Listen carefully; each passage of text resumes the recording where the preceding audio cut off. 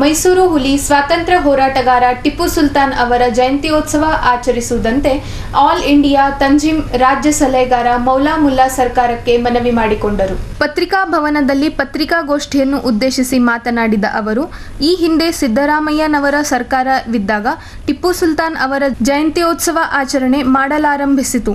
ತದನಂತರ ಬಿಜೆಪಿ ಸರ್ಕಾರ ಬಂದ ಮೇಲೆ ಅದು ಕೈ ನೀಡಲಾಗಿತ್ತು. ಬಿಜೆಪಿ ಸರ್ಕಾರ ಬಂದ ಮೇಲೆ ಅದು ಕೈ ಬಿಡಲಾಗಿತ್ತು. ಇದೀಗ ಕಾಂಗ್ರೆಸ್ ಸರ್ಕಾರ ಡಿಸೆಂಬರ್ 10ರಂದು ಮೈಸೂರು ಹುಲಿ ಟಿಪ್ಪು ಸುಲ್ತಾನ್ ಅವರ ಜಯಂತ್ಯೋತ್ಸವ ಆಚರಣೆ ಮಾಡಬೇಕು ಮತ್ತು ರಾಜ್ಯದ ಎಲ್ಲ ಸರ್ಕಾರಿ ಕಚೇರಿಗಳಲ್ಲಿ ಮತ್ತು ಶಾಲೆಗಳಲ್ಲಿ ಟಿಪ್ಪು ಸುಲ್ತಾನ್ ಅವರ ಭಾವಚಿತ್ರ ಹಾಕಬೇಕೆಂದು ರಾಜ್ಯ ಸರ್ಕಾರ ಸುತ್ತಲೇ ಹೊರಡಿಸಬೇಕೆಂದು ರಾಜ್ಯ ಸರ್ಕಾರಕ್ಕೆ ಮನವಿ ಮಾಡಿಕೊಂಡರು. ನಮ್ಮ ಮನವಿಗೆ ರಾಜ್ಯ ಸರ್ಕಾರ ಸ್ಪಂದಿಸದಿದ್ದರೆ 14ರಿಂದ ಆಳಂದ, ಕಲಬುರಗಿ ಸೇರಿದಂತೆ ವಿವಿಧ ಜಿಲ್ಲೆ ಮತ್ತು ತಾಲೂಕುಗಳಲ್ಲಿ ಹೋರಾಟ ಹಮ್ಮಿಕೊಳ್ಳಲಾಗುತ್ತದೆ ಎಂದು ಎಚ್ಚರಿಕೆ ಸಹ ನೀಡಿದರು. ಅದು ಸರಿಯಿಲ್ಲ, ಮಾಡಿಬಿಡೋದಿಲ್ಲ ಯಾರೋ. ಆ ಕಾಲವೈತು. ಪ್ರತಿಯೊಂದು ಮನೆಯಲ್ಲಿ ಎಲ್ಲ ವಿಚಾರಧಾರೆಯನ್ನು ಅರಿತುಕೊಡ್ತಕ್ಕಂಥ ಎಲ್ಲರೂ ತಯಾರಾಗಿದ್ದಾರೆ. ಅದಕ್ಕಾಗಿ ಸಹಜವಾಗಿ ವಿರೋಧ ಆಗ್ತಾ ಇದೆ. ಅದರಲ್ಲಿ ಭಾಗಿಯಾಗಿದ್ದು RSS ಸಂಘಟನೆಯಲ್ಲಿ ಭಾಗಿಯಾಗಿದ್ದು ಭಾಳ ಸಣ್ಣ ವಯಸ್ಸಿನಿಂದ ವಿಷ ಬೀಜ ಬಿತ್ತ ಅವರೀಗ ಅಂತರ್ಗುಟ್ಟಿ ಏನಿದೆ, ಅವ್ರದ್ದು ಅಂತರಂಗ ಏನಿದೆ, RSSದು ವಿಚಾರಧಾರೆ ಅಂತರಂಗ ಏನಿದೆ ಅದು ಬಹಿರಂಗ ಮಾಡಲಾರ್ದೆ ಅವರೀಗ ಸಣ್ಣ ಸಣ್ಣ ಹುಡುಗರಿಗೆ ದಿಕ್ಕು ತಪ್ಪಿಸಿ ಅವರೀಗ ಕೈಲಿ ಲಾಠಿ ಮತ್ತು ಗಣವೇಶ ಹಾಕಿ ದೇಶಭಕ್ತಿ ಹೆಸರಿನಲ್ಲಿ ಹೊರಗೆ ತೆಗಿತಾರೆ. ದೇಶಭಕ್ತಿ ಅಂಥದ್ದು ಯಾವುದು ಅಂತ ಪಾಪ ಅಮಾಯಕ RSS ಕೇಡರ್ಗಳಿಗೆ ಗುರ್ತೇ ಇಲ್ಲ.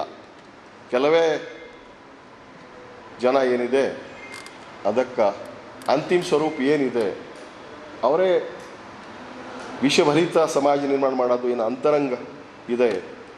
ಆಮೇಲೆ ಹಂತವಾಗಿ ಅವರು ಬಿಡುವು ಮಾಡ್ತಾರೆ.